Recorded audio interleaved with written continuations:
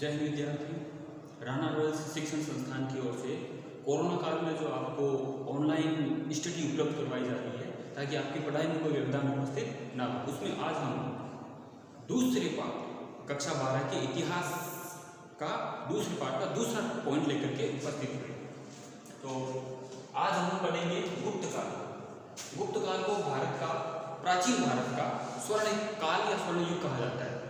स्वर्ण युग कहने का मतलब यह है कि इस दरमियान यानी इस गुप्त काल के अंदर भारत में स्थापत्य कला, जिसमें मूर्ति कला, चित्रकला और भी कई ऐसी कलाएं हैं, रसायन विज्ञान है, हर क्षेत्र में उन्नति हुई थी।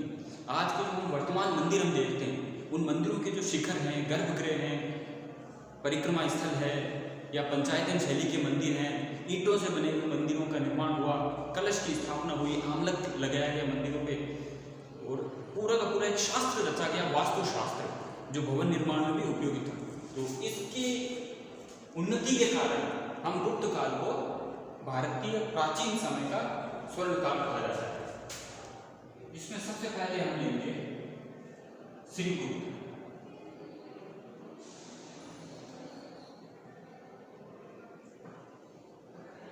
श्रीगुप्त अब ये श्रीगुप्त कौन था? श्रीगुप्त के विषय में हमको बहुत ही संक्षिप्त जानकारी मिली और हमें सिर्फ इतनी ही जानकारी है कि प्रभावती गुप्त ने श्रीगुप्त को गुप्त वंश का आदि पुरुष कहा है। गुप्त वंश का आदि पुरुष। आदि पुरुष वो होता है जो प्रथम व्यक्ति होता है जिससे इस वंश की शाखाएं चली हैं। उससे पहले वाले व्यक्ति का हमें इतिहास ज्ञान नहीं है। तो श्रीगुप्त, तो प्रभावती गुप्त, इसका नाम आपको याद है। प्रभावती गुप्त। प्रभावती गुप्त ने पूना अभिलेख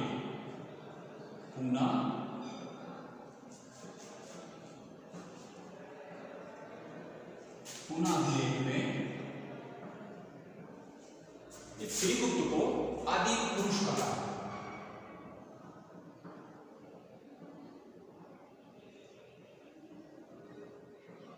आदि पुरुष ये इसके बारे में ध्यान रखना है। बाकी इसके विषय में कोई विस्तार से जानकारी नहीं है और ये आसपास के थोड़े से भूभाग का स्वामी था जो किसी बड़े राजा के सानिध्य में राज करता था। इसके बाद में दूसरा इसके जो वंश में राजा आता है, उस राजा का नाम है श्रीगुप्त का जो पुत्र था, उसके बारे में ये माना जाता है घटोत्कच।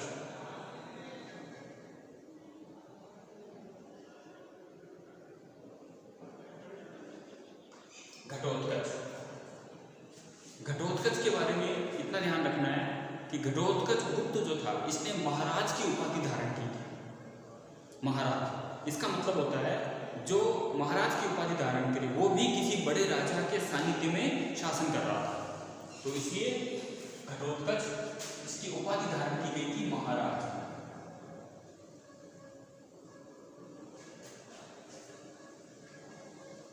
उपाधि थी महाराज।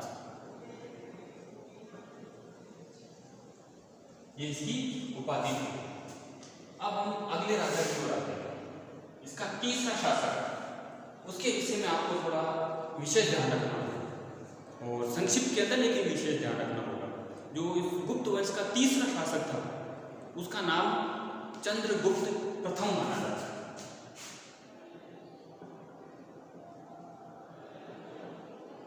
चंद्रगुप्त प्रथम। चंद्रगुप्त प्रथम ने महाराजाधिराज की उपाधि धारण की। इसकी उपाधि थी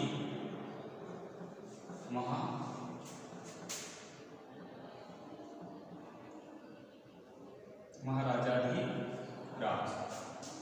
महाराजाधिराज, अभी तक हम पढ़ रहे थे महाराज की उपाधि, अब आ गई है महाराजाधिराज की उपाधि। महाराजाधिराज की उपाधि का मतलब होता है कि अब ये स्वतंत्र शासक बन चुका है। अब ये किसी बड़े राजा के सानिध्य में या अंडर में राज नहीं कर रहा है। इसका स्वयं का राज्य है और इसके ऊपर कोई बड़ा राजा नहीं है। तो महाराजा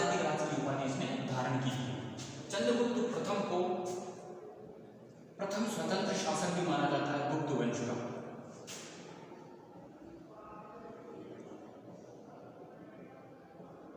गुप्त वंश का प्रथम स्वतंत्र व पराक्रमी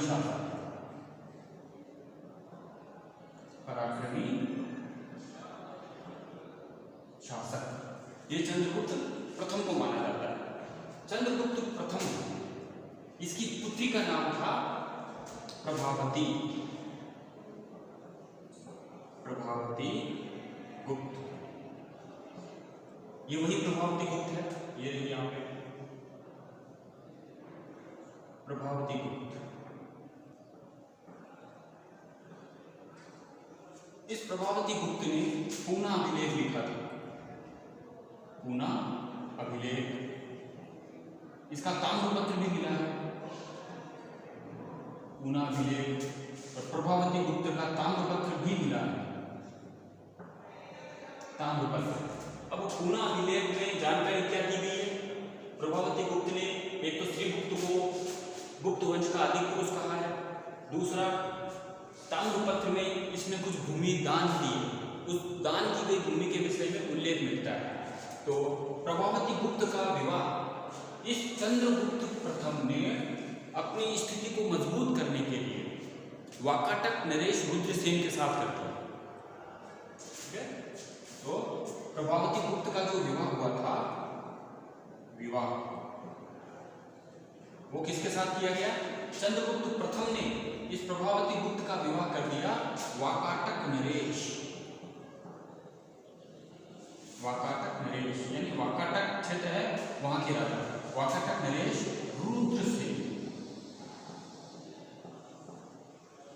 रुद्रसेन के साथ किया विवाह। वाकाटक नरेश रुद्रसेन के साथ किया। कुछ समय बाद रुद्रसेन की मृत्यु हो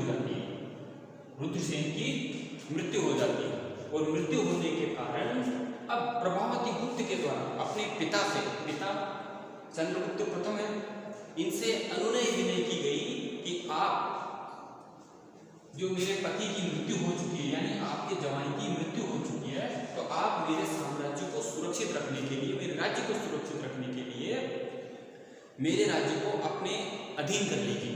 और इस बात से अप्रत्यक्ष रूप से चंद्रगुप्त प्रथम ने प्रभावती गुप्त का जो रुद्रसेन का राज्य था उस पर अप्रत्यक्ष रूप से शासन किया और वाकाटक नरेश की मृत्यु के बाद रुद्रसेन, ठीक है, रुद्रसेन की असामयिक मृत्यु, समय से पूर्व मृत्यु हो जाए, तो असामयिक मृत्यु होने पर अप्रत्यक्ष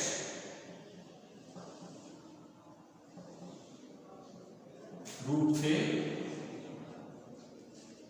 रुद्रसेन की मृत्यु होने पर अप्रत्यक्ष रूप से इसके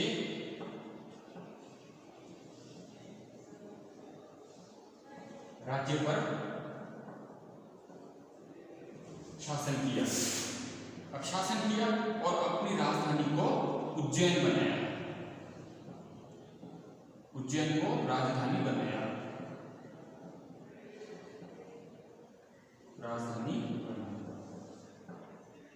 एक तो उज्जैन अप्रत्यक्ष रूप से शासन किया, इसका विवाह इसके साथ हुआ। तो इस प्रकार से चंद्रगुप्त प्रथम ये प्रथम पराक्रमी, स्वतंत्र और महाराजाधिराज की उपाधि धारण करने वाला गुप्त वंश का प्रथम शासक था। अब इसके विषय में जो विशिष्ट बात आती है वो ये है कि चंद्रगुप्त प्रथम ने अपने समय में 319-20 के लगभग 319 में यह शासक बना था। चंद्रगुप्त प्रथम 335 तक शासन किया था, ईसा पश्चात की बात है। तो उस समय 319-20 में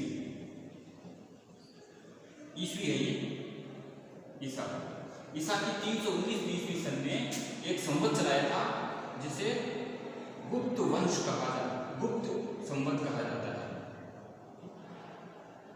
गुप्त संवत चलाया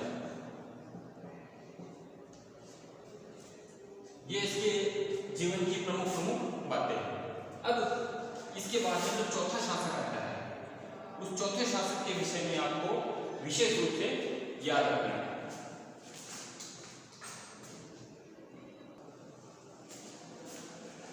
अब हम लेंगे समुद्रगुप्त।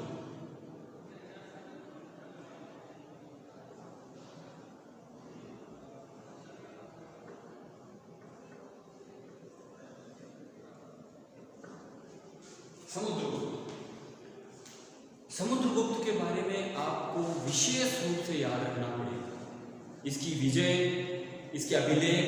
इसके अलावा समुद्रगुप्त के विषय में आपको यह भी ध्यान रखना पड़ेगा कि समुद्रगुप्त ने किस प्रकार से अपने साम्राज्य का विस्तार किया, कौन कौन सी उपाधियां धारण, ये सबसे प्रमुख शासक माना जाता है। तो समुद्रगुप्त, देखिए चंद्रगुप्त प्रथम, इसने विवाह किया था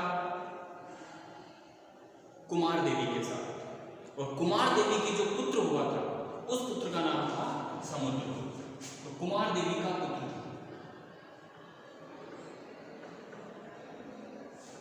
कुमार देवी या कुमार ऐसा नाम माना जाता है। कुमार देवी का पुत्र, ये कुमार देवी का पुत्र था। अब समुद्रगुप्त, इसकी पहले उपाधि हम देखते हैं। समुद्रगुप्त की उपाधियां कौन कौन सी है?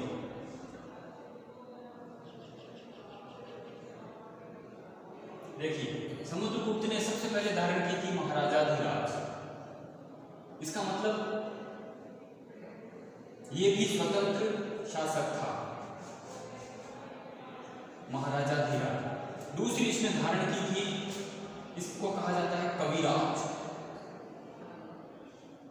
कविराज अर्थात ये संगीत में निपुण था। इसके दरबार में कवियों की मंडली रहा करती थी, विशद कविताएं लिखी गई थी, काव्य रचना हुई थी। कविराज इसने अश्वमेध यज्ञ भी कराया था। इसके अलावा इसने परम भट्टारक जैसी उपाधियां भी धारण की। परम भट्टारक, परम भट्टारक का मतलब होता है महान शत्रुनाशक। तो ये इसकी उपाधियों में माना जाता है, महाराजाधिराज, कविराज, परम भट्टारक। इसने अश्वमेध यज्ञ करवाया था। अश्वमेध यज्ञ करवाया, और अश्वमेध यज्ञ करवाने के बाद में इसने सिक्के भी जारी किए थे, और उन सिक्कों पर यज्ञ करवाया। वह सिक्कों पर अश्वमेध पराक्रम, जो इसकी मुद्राएं थी, स्वर्ण मुद्राएं, सिक्कों पर अश्वमेध पराक्रम लिखा। इसके सिक्कों पर अश्वमेध पराक्रम लिखा मिलता है। इससे ये सिद्ध हो जाता है कि इसने अश्वमेध यज्ञ करवाया था। देखिए प्राचीन समय में जो क्या होता था, अश्वमेध यज्ञ नॉर्मली तौर से, सामान्य रूप से वो व्यक्ति किया करते, वो राजा महाराजा किया करते थे जो अपने आप अपना साम्राज्य विस्तार करना चाहते थे और चक्रवर्ती सम्राट बनना चाहते थे। ऐसा कई उल्लेख हमारे प्राचीन साहित्य में मिलता है। जैसे भगवान श्री राम ने भी लंका विजय के बाद जब अयोध्या पधारे थे तो उन्होंने भी अश्वमेध यज्ञ करवाया था। तो अश्वमेध यज्ञ किया जाता है। तो ऐसे कई अश्वमेध यज्ञ हैं, उनमें भी राजसूय यज्ञ भी है, वाजपेयी यज्ञ है, राजस्नेह यज्ञ है, ऐसे कई यज्ञ हैं। तो ये अश्वमेध यज्ञ इसने करवाया था और अश्वमेध पराक्रम की उपाधि सिक्कों पर लिखवाया था। इसके अलावा ये स्वयं जो समुद्रगुप्त है, ये वीणा बजाने में निपुण था। वीणा बजाने में, तो वीणा बजाने में निपुण था।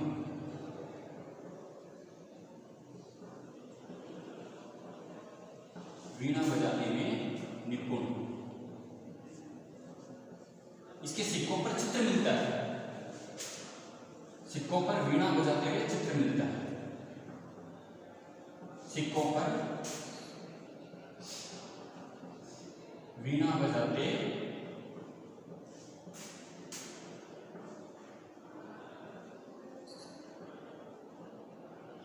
समुद्रगुप्त का चित्र है। इससे ये सिद्ध होता है कि भाई इसने ये वीणा बजाने में निपुण था। वीणा बजाने के बाद में ये बहुत अच्छा संगीतकार भी था। संगीतकार संगीतकार होने के कारण इसके विषय में जो अभिलेख मिलते हैं उनमें ये लिखा जाता है, होने के कारण इन्होंने गुरु तुम्बरु व नारद, मुनि नारद, गुरु तुम्बरु और मुनि नारद जो स्वयं संगीत के अंदर बहुत महान माने जाते थे, तो गुरु तुम्बरु और नारद भी जब इसका संगीत सुनते थे तो वो भी लज्जित हो जाते थे। गुरु तुम्बरु और नारद लज्जित होते थे,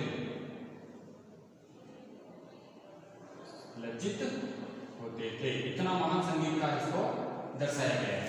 इसके अलावा समुद्रगुप्त ने कुछ विजय, हालांकि संपूर्ण भारत को इसने एकता के सूत्र में बांध दिया था। अब एकता के सूत्र में बांधने के लिए इसकी विजयों का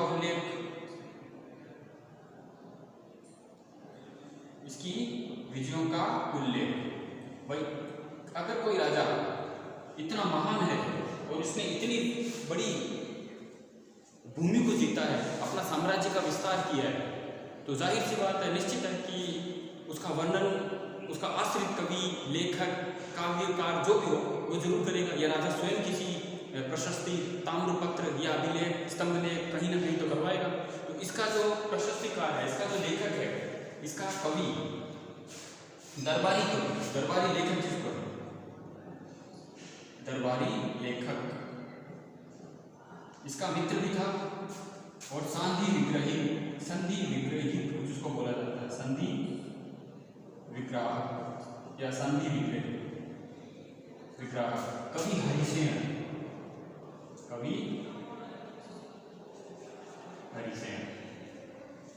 इसने किया है। दरबारी लेखक, संधि विग्राहक कवि हरिसेन ने किया है। और किसने किया है? कवि हरिसेन के द्वारा लिखी गई प्रयाग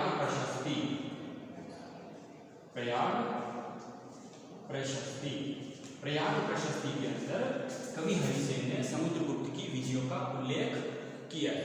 ठीक है, अब यह प्रयाग प्रशस्ति आपको पता है, हमने मौर्य साम्राज्य में अशोक के अभिलेखों में पढ़ा था। उस समय अशोक का भी एक स्तंभ लेख है, ये वही प्रयाग प्रशस्ति है, उसी के ऊपर इसने लिखवाई है। अशोक के स्तंभ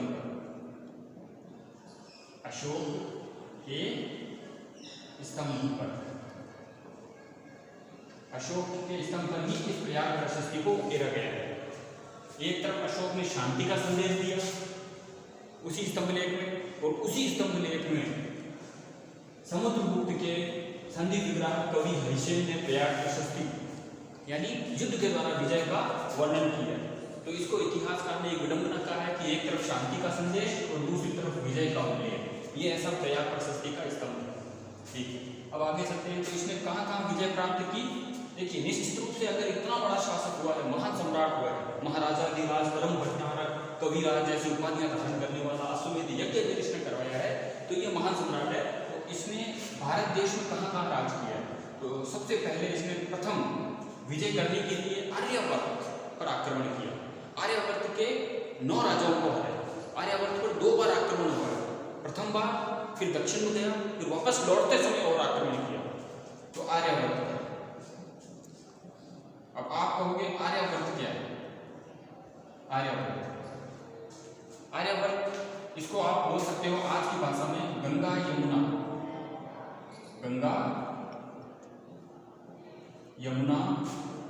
का प्रदेश, गंगा यमुना का प्रदेश। और आर्यावर्त के 9 राजाओं पर आक्रमण किया। 9 राजा पर आक्रमण किया था। वो 9 राजा नागसेन, नागरुद्र, नागदत्त और भी कई ऐसे राजा हैं। ऐसा करके 9 राजाओं पर आक्रमण किया। उनके नाम आपके नहीं आने वाले, तो आपको सिर्फ इतना याद रखना है कि समुद्रगुप्त ने आर्यावर्त पर प्रथम आक्रमण किया, 9 राजाओं को हराया। ये आर्यावर्त जो क्षेत्र है आज का गंगा यमुना का प्रदेश है। फिर ये दक्षिण की ओर गया, दूसरी बार ये चला गया दक्षिणी भारत।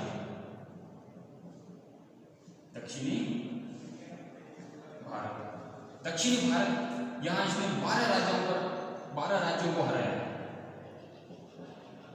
12 राज्यों को हरा करके उनको गुलाम नहीं बनाया। अपने अधीन नहीं लाया। मतलब आर्यवर्त में जब इसने आक्रमण किया तो इसकी नीति थी मूलोच्छेदन तथा धरण पूर्ण रूप से नष्ट कर देना। यहाँ इसकी नीति कौन सी थी? मूलोच्छेदन। मूलोच्छेदन ये इसकी नीति है। इसने हर राज्य के प्रति समूह के प्रति अलग नीति अपनाई थी। तो मूलोच्छेदन की नीति का मूल रूप समूल उच्छेदन कर देना, जड़ से ही समाप्त कर देना। जब इसके आसपास के राज्यों पर इसने आक्रमण किया, अगर हम भारत का उस समय का नक्शा हम देखें तो उसमें आपको नेपाल मिलेगा नहीं, ये इस प्रकार से। तो ये जो हिस्सा है भारत का, यहाँ इसने प्रथम बार आक्रमण किया था यहाँ, और यहाँ के राजाओं को जब इसने हराया तो हराने के बाद ये मगध के लगभग राज करता रहा। तो यह हराने के बाद में पूरे राज्यों को अपने साम्राज्य में ही मिला दिया, यानी मूल रूप से उच्छेदन कर दिया, नष्ट कर दिया उनको। ठीक। दूसरा दक्षिण भारत। अब दक्षिण भारत में यूं नक्शा होता है दक्षिण भारत का, उत्तर से लेकर दक्षिण तक राज करना भारी पड़ता है। और दूसरी बात, आज तक दक्षिण को जब औरंगजेब नहीं जीत पाया पूरी तरीके से, तो उस समय की स्थिति आप देख सकते हो कितनी विकट रही होगी दक्षिण भारत की। तो उत्तर से दक्षिण तक राज करना, वहाँ की परिस्थितियों को नहीं समझ पाया, वहाँ की संस्कृति आचार विचार सब भिन्न थे। तो इसने मूल रूप से उच्छेदन न करके वहाँ एक नई नीति को अपनाया, और उस नई नीति को इसने नाम दिया अपने अधीन करके स्वतंत्र कर देना, यानी कर देते रहो उनको पूर्ण रूप से वापस स्वतंत्र कर देते। तीसरी बार इसने आक्रमण किया। तीसरी बार इसने आक्रमण किया था मध्य भारत में, मध्य भारत के कुछ प्रदेश में, आटविक भी जिनको बोला जाता है मध्य भारत। यहां पर थे आटविक राज्य, इनको हराया था। चौथी बार इसने आक्रमण किया था भारत के पश्चिमी क्षेत्रों पर, पश्चिमी भारत, और अंतिम रूप से सीमावर्ती क्षेत्र, सीमावर्ती क्षेत्र। सीमावर्ती क्षेत्रों में नेपाल जैसे प्रदेश हैं, कांगू प्रदेश आ गया, अन्य कोई भारत का दूर सुदूरवर्ती जो क्षेत्र था, आभीक था, ये सब सीमावर्ती विदेशी राज्य थे, इन पर आक्रमण किया। और कईयों को इन्होंने कन्योपायन, अभयदान जैसी नीतियां भी अपनाई। दूर आप शासन नहीं कर सकते, लेकिन उनकी तरफ से पूरी तरह से निश्चित होने का तरीका इसने निकाला कि वहां आक्रमण किया जाए या उनको भयभीत किया जाए, और या तो अपने वैवाहिक संबंध वहां स्थापित कर ले। तो इस प्रकार से वो फिर इस राज्य पर ना तो आक्रमण करेंगे ना शत्रुता करेंगे। तो इसने कुछ नीति अपना करके अपने विजय अभियान को जारी रखा। इतनी बड़ी विजय अभियान के कारण इसको अंग्रेज इतिहास का भारत का नेपोलियन कहते हैं।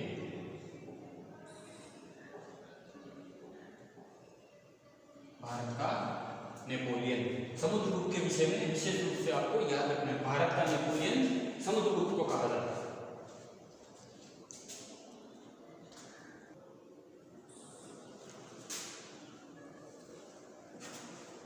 इन दिग्विजयों के कारण ही इतिहासकार स्मिथ ने, जो अंग्रेज इतिहासकार है, उसने समुद्रगुप्त को भारत का नेपोलियन कहा है। इसके अलावा समुद्रगुप्त के पश्चात अब हम पांचवें शासक की ओर बढ़ते हैं। पांचवा जो शासक है उसके विषय में माना जाता है कि समुद्रगुप्त के दो पुत्र थे। समुद्रगुप्त के दो पुत्र थे। उन दो पुत्रों में बड़े का नाम था रामगुप्त और छोटे का नाम था चंद्रगुप्त द्वितीय। तो रामगुप्त जो था, समुद्रगुप्त के दो पुत्र माने जाते हैं, रामगुप्त,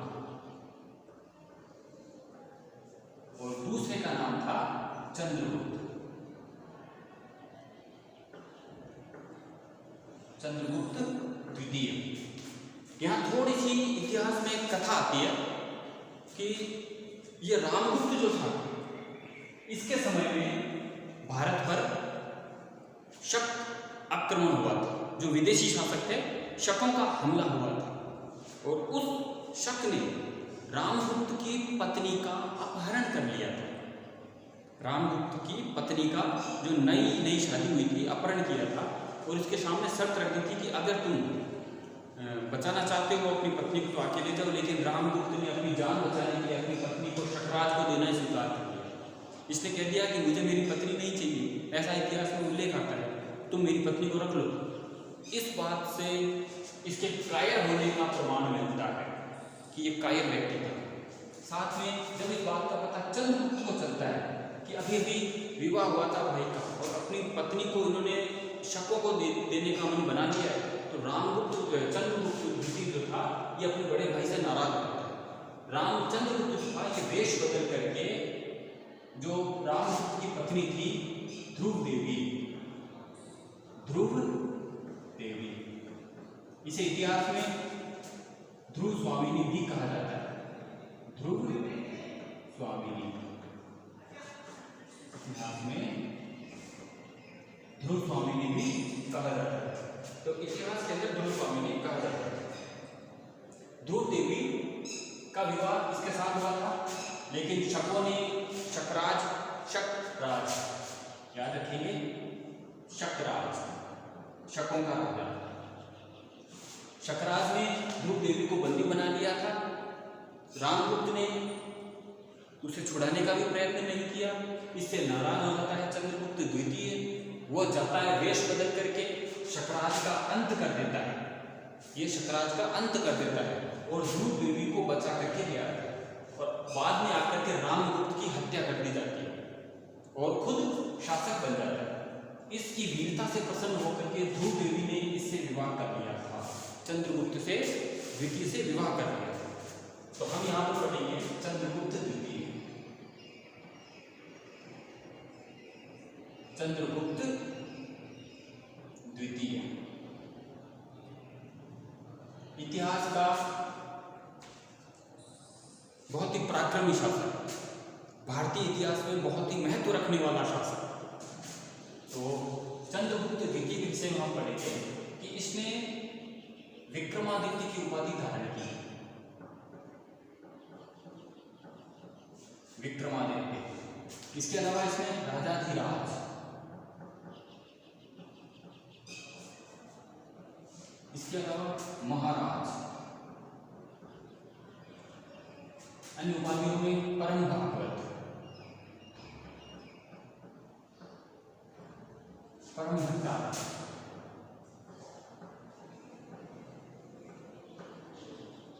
आदि वराह, ये इसकी कुछ उपाधियां हैं, अपने नाम के आगे लगाई जाती है।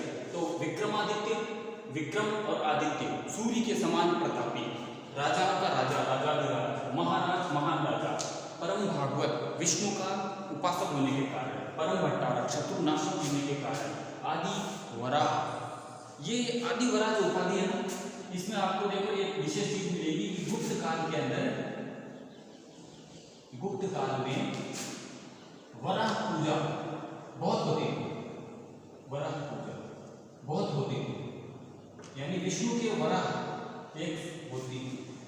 विष्णु का वराह रूप जो होता था, सूकर समान रूप था जो जल से पृथ्वी का उद्धार किया था, उस स्वरूप की बहुत ज्यादा पूजा होती थी, इसलिए वराह मंदिर उसमें बहुत ज्यादा मिलते हैं। तो आदि वराह की उपाधि इन्होंने धारण की। अब चंद्रगुप्त द्वितीय के बारे में आगे हम चलते हैं। चंद्रगुप्त द्वितीय जो था ये पराक्रमी शासक था। विक्रमादित्य उपाधि धारण करने का इसका कारण था कि इसने शकों और हुनों को परास्त किया था, शकों को परास्त किया था, शकों को परास्त किया,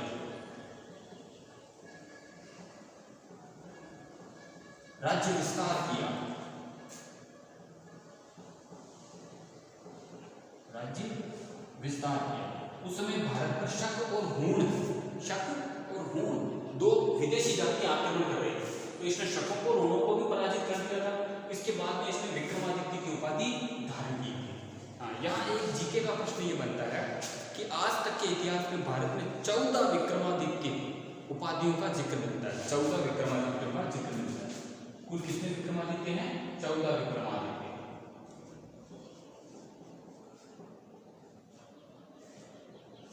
14 विक्रमादित्यों का उल्लेख है और उन 14 विक्रमादित्यों में सबसे ज्यादा जो प्रसिद्ध विक्रमादित्य है, ये चंद्रगुप्त द्वितीय विक्रमादित्य ही सबसे ज्यादा प्रसिद्ध है।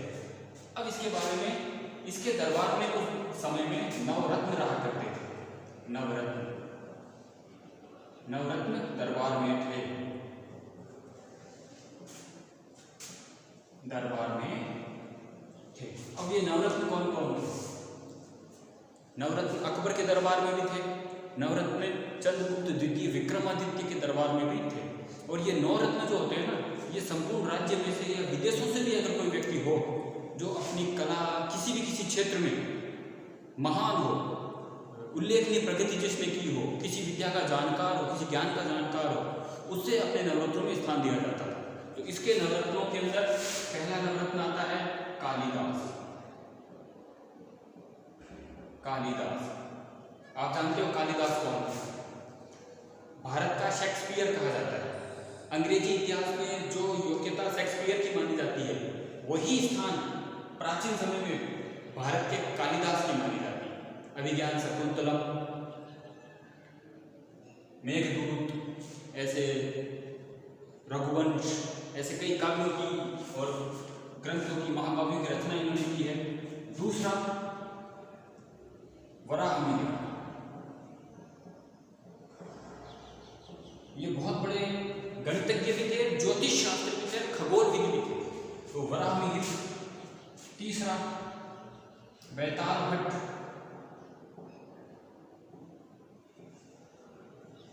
बैताल भट्ट। चौथा शंकु। पांचवा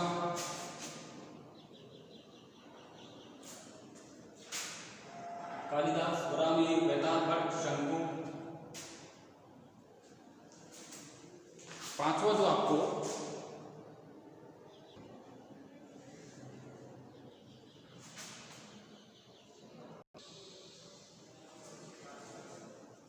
इस प्रकार से ये नवरत्नों में माने जाते हैं। कालिदास महान कवि है, वराहमिहिर महान गणितज्ञ है, बैताल भट्ट, इसके अलावा शंकु, अमर सिंह, इन्होंने अमरकोश की रचना की। अमरकोश व्याकरण शास्त्र है, अमरकोश की रचना की। घटकर्पर, धन्वंतरी, ये आयुर्वेद के जानकार थे, आयुर्वेद के ज्ञानी। आर्यभट्ट, इनके बारे में आप लगभग जानते हैं सभी लोग। सूर्य ग्रहण और चंद्र ग्रहण का वैज्ञानिक स्वरूप इन्होंने बताया। इन्होंने बताया था कि भाई पृथ्वी गोल है, पृथ्वी गोल है। इन्हीं की द्वारा बताई गई थी कि पृथ्वी परिक्रमा करती है, पृथ्वी अपनी धुरी पर घूमती है, अपनी दूरी पर घूमती है। इसके अलावा इनके द्वारा सूर्य और चंद्र ग्रहण, सूर्य और चंद्र ग्रहण का वैज्ञानिक स्वरूप बताया गया है।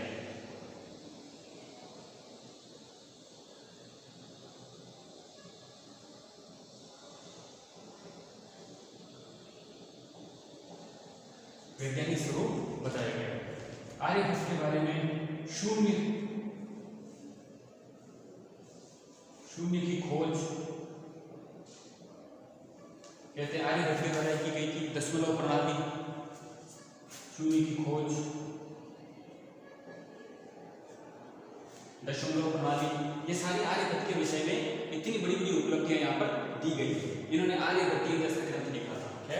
फिर आता है ब्रह्मगुप्त। तो ये प्रत्येक व्यक्ति, जो प्रत्येक रत्न था, ये अपने क्षेत्र में बहुत ही महान माना जाता है। तो चंद्रगुप्त द्वितीय के समय में ये नवरत्न इसके दरबार में थे। अब चंद्रगुप्त द्वितीय के विषय में हम आगे की ओर चलते हैं। चंद्रगुप्त द्वितीय जो था, इसने अपने समय के जो पिता के द्वारा जो राज्य दिया गया था, उस राज्य की सुरक्षा की, लेकिन अपने क्षेत्र में कुछ राज्यों को और बढ़ाया। इसने पश्चिमी भारत पर हमला किया, पश्चिमी भारत पर, जहां पर शकों का राज था, शकों का राज था, उसे हराया, शकों को हराया था। आप इसको बोल सकते हो सौराष्ट्र, सौराष्ट्र का प्रदेश, सौराष्ट्र प्रदेश, ये सौराष्ट्र प्रदेश उसने विजय किया था। उत्तर पश्चिमी भारत पर भी विदेशी आक्रमणकारी शकों का आक्रमण हुआ था, उसमें भी इसने उनको हराया था। तो इस प्रकार से चंद्रगुप्त द्वितीय है, ये भारत के महान सम्राटों में माना जाता है। चंद्रगुप्त द्वितीय के समय में एक विदेशी चीनी यात्री आया था, चीनी यात्री, और उसका नाम था फाहियान। फाहियान आया था। इस फाहियान ने चंद्रगुप्त द्वितीय के राज्य के विषय में बहुत अपने ग्रंथों में वर्णन किया है, और वर्णन करने के बाद में इसमें लिखा है कि निर्भय होकर के एक स्थान से दूसरे स्थान पर जाया जा सकता है। चंद्रगुप्त द्वितीय भारत का महान सम्राट है, इसमें कोई अतिशयोक्ति भी नहीं है। तो फाहियान भारत में आया था, ये चीनी यात्री था, और इसने भारत में रह करके अध्ययन भी किया था। चंद्रगुप्त द्वितीय के दरबार में भी रहा था, ये वहाँ के दरबार का वर्णन भी किया है, जिसका वर्णन हमें इसकी पुस्तकों से मिलता है। फाहियान जब वापस चीन गया था तो ये अपने साथ भारत के बौद्ध धर्म की बहुत से ग्रंथों को लेकर के गया था। यहाँ बैठ करके उसने 12-13 साल इसने अपने जीवन के यहाँ व्यतीत किए थे इसके दरबार में, और व्यतीत करने के बाद में इसने बौद्ध धर्म का गहन अध्ययन किया था। कई संस्कृत ग्रंथों का अपनी भाषा में अनुवादित करके ये अपने साथ ले गया, कुछ मूल पांडुलिपियां भी चीन लेकर के गया था। तो इसके दरबार में ये फाहियान व्यक्ति आया था, चीनी यात्री था। तो इस प्रकार से चंद्रगुप्त द्वितीय जो है ये भी यहीं पर हम विराम देंगे। अब जो अगला शासक आता है गुप्त वंश, उस पर हम चलते हैं, और उसका नाम है कुमारगुप्त।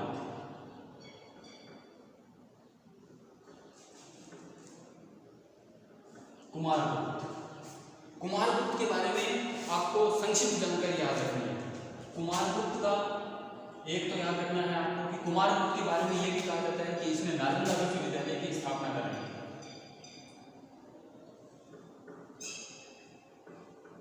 नालंदा विश्वविद्यालय,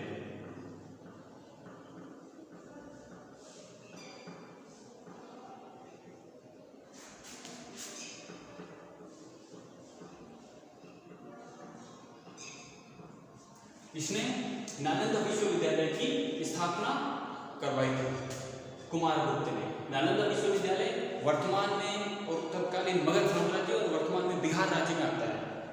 इसको फिर बाद में नष्ट कर दिया गया। नालंदा विश्वविद्यालय को नष्ट करने का श्रेय किसे दिया जाता है? एक आक्रमणकारी था, ठीक है, उस आक्रमणकारी ने बख्तियार खिलजी, बख्तियार खिलजी, इसने इसे नष्ट कर दिया था। खिलजी ने नष्ट कर दिया। इस प्रकार से ये कुमारगुप्त का नालंदा विश्वविद्यालय की स्थापना बख्तियार खिलजी ने फिर इसको नष्ट कर दिया था। 1198 के लगभग बताया जाता है। 12वीं सदी 11वीं-12वीं सदी के अंदर इसको 12वीं सदी में नष्ट कर दिया गया था। तो कुमारगुप्त का ये मुख्य है नालंदा विश्वविद्यालय, और इस नालंदा विश्वविद्यालय के लिए कुमारगुप्त ने काफी बड़ी भूमि भी दान की थी। वहाँ बौद्ध भिक्षु वहां किया करते थे। इसके अलावा इसके समय में शकों का, हुनों का आक्रमण जारी था। शकों, हुनों और इनके साथ साथ पुष्यमित्रों,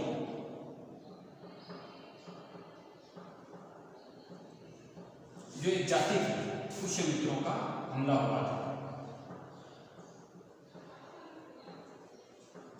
इसके राज्य में अस्थिरता उत्पन्न होने लग गई थी, लेकिन इसने अपने पराक्रम के द्वारा उन सारे आक्रमणों का, उन सारी मुसीबतों का, आंतरिक शत्रुओं और बाहरी शत्रुओं का डटकर मुकाबला किया था, और अंत में संघर्ष में विजय हुई थी। तो कुल मिलाकर के हम इसके विषय में ये कह सकते हैं कि इसने अपने पिता द्वारा या अपने वंश बड़े बुजुर्गों द्वारा जो साम्राज्य स्थापित किया गया था उसकी रक्षा कर ली थी। तो कुमारगुप्त की बात, अब इसमें एक देखो, यहाँ पर इसने अश्वमेध यज्ञ कराया था। अश्वमेध यज्ञ समुद्रगुप्त ने भी करवाया था, और इसने भी अश्वमेध यज्ञ किया। इसका मतलब ये भी पराक्रमी शासक था, इसी बात से सिद्ध होता है। अब हम आगे चलते हैं। आगे के अंदर हम इसका जो अंतिम शासक है, हालांकि अंतिम शासक इसका अभी और भी है, लेकिन ऐतिहासिक दृष्टि से महत्वपूर्ण इसका जो स्कंदगुप्त।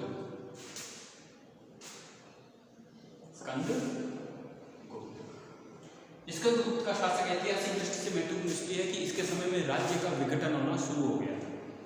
राज्य पर बाहरी आक्रमण भी हो रहे थे, आंतरिक विप्लव विद्रोह भी हो रहे थे, राज्य अपने आप को स्वतंत्र करने की योजना बना रहे थे और ये पूरी तरह से अपने राज्य को स्थिर रखने में नाकामयाब सिद्ध हुआ और इस प्रकार से गुप्त साम्राज्य का विघटन इसके समय से शुरू हो जाता है। तो स्कंदगुप्त के समय से राज्य का विघटन शुरू हुआ। राज्य का विघटन शुरू हुआ। धीरे धीरे जो आंतरिक शासक थे वे अपने आप को स्वतंत्र करने लगे। दूसरा, बाहरी व आंतरिक शत्रु प्रबल हुए।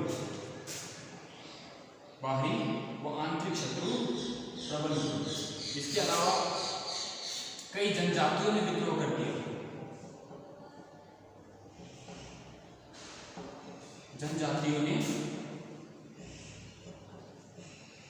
विद्रोह किया, जिसमें मुख्य रूप से मानी जाती है पुष्यमित्र। पुष्यमित्र ये जनजाति है, इस जनजाति ने विद्रोह शुरू कर दिया था और इस जनजाति को हालांकि दबा दिया गया था, लेकिन फिर भी ये पूरी तरह से सफल नहीं हो पाया। और इसके बाद में स्कंदगुप्त के बाद में स्कंदगुप्त का जो भीतरी अभिलेख है, भीतरी अभिलेख, इस अभिलेख से काफी महत्वपूर्ण जानकारी हमें मिलती है, लेकिन अपने को सिर्फ इतना ही ध्यान रखना है स्कंदगुप्त तक और जनजातियों का विद्रोह हो गया। इसके बाद में अब और भी कई शासक हुए इनके बाद में, ठीक है, जैसे गुप्त वंश के अंदर अभी कुमारगुप्त द्वितीय हुआ है, चंद्रगुप्त तृतीय हुआ है, पुष्यगुप्त और भी हुआ है, स्कंदगुप्त द्वितीय हुआ है, विष्णुगुप्त हुआ है, नरसिंहगुप्त हुआ है, लेकिन वो इतने महत्वपूर्ण नहीं है। अब यहाँ पर एक विशेष चीज आपको ध्यान रखनी है और वो है सुदर्शन झील।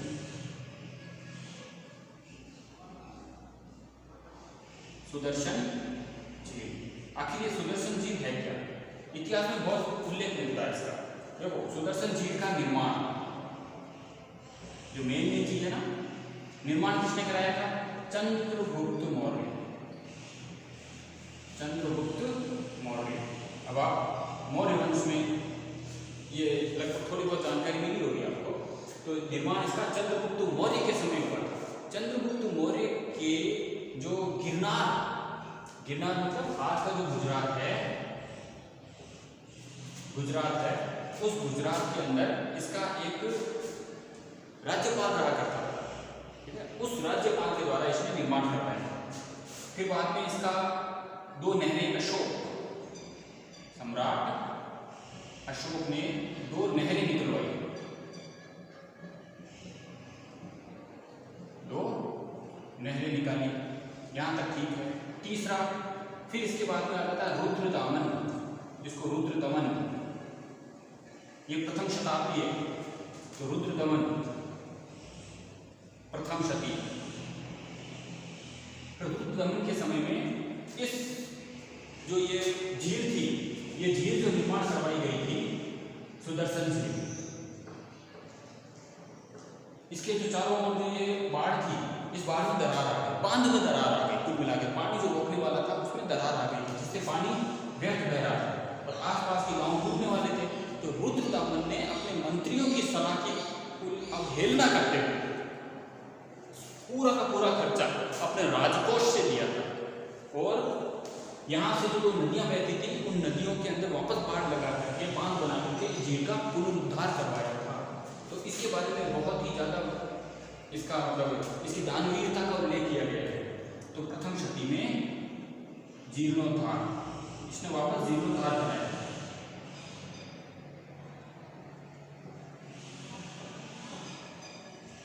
स्वयं के खर्चे पर, यह आपको विषय ध्यान रखना है, स्वयं के व्यय पर। जनता पर टैक्स नहीं दिया था, इससे जनता बहुत प्रसन्न हुई थी। और अंतिम बार इसका उल्लेख मिलता है आपको स्कंदगुप्त के समय।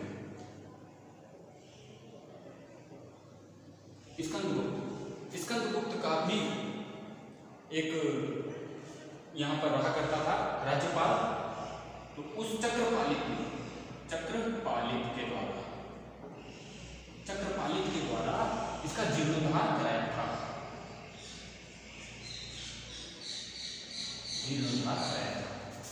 तो ये सुदर्शन झील के विषय में, ये भारत की सबसे प्राचीन और महत्वपूर्ण झील है। इससे ये भी पता चलता है कि प्राचीन भारत में जल संग्रहण की, सिंचाई के लिए वर्षा जल को या नदियों पर बांध बना करके जल संग्रहण करने का कितना व्यापक स्तर पर विज्ञान का उल्लेख मिलता है, कितना व्यापक उल्लेख किया गया है। तो इस प्रकार से हम देखते हैं कि चंद ये जो अपना गुप्त साम्राज्य है, इसमें जो शासक हमने पढ़े, इन शासकों में सबसे महत्वपूर्ण आपको याद रखने हैं। सबसे पहले आपको याद रखना है चंद्रगुप्त प्रथम। दूसरा आपको याद रखना है समुद्रगुप्त। तीसरा आपको याद रखना है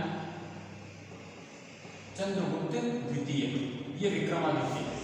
फिर आपको याद रखना है कुमारगुप्त।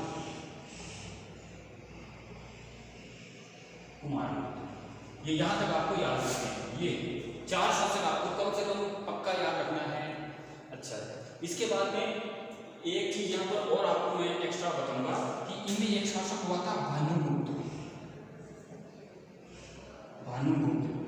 भानुगुप्त के विषय में ये बाद में हुआ था, इसका रुक के काफी बाद में, तो 500 के लगभग हुआ था। तो भानुगुप्त ने एक एरन अभिलेख,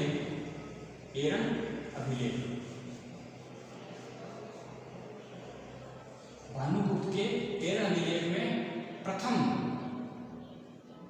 सती प्रथा का उल्लेख मिलता है। सती प्रथा का उल्लेख यानी लिखित उल्लेख।